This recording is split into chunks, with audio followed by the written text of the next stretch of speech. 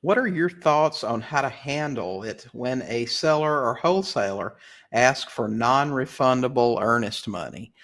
Well, most of the sellers that we deal with aren't going to ask for non-refundable earnest money. They have an issue. They have deadlines. They have timelines. They're under pressure, and they're not going to be concerned too much about non-refundable earnest money or earnest money of any amount or reason.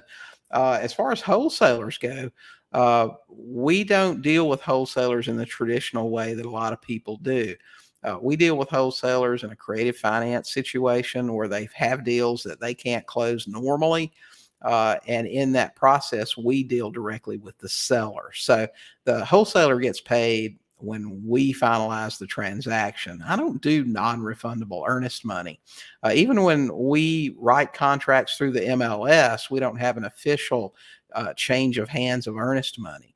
We have a stipulation in our MLS addendum that we attach to MLS contracts that says earnest money in the amount of is held in trust with our attorney, and it'll be released upon a request of the seller upon acceptance of the offer. Now, we do that because we don't want to have to write, if we make 20 offers through the MLS, we don't have to write 20 checks.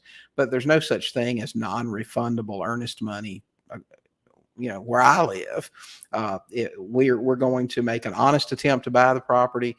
We're going to have a reasonable due diligence period, and our title company or attorney is going to hold our earnest money until the time that it would be released. So that's not an issue. And you need to decide right now not to be a motivated buyer. I'm telling you, I see way too much of this stuff out there where people are so anxious to get a deal or to buy a house that they'll deal with whatever seller, whatever terms that they ask for. And you just won't catch me being a motivated buyer.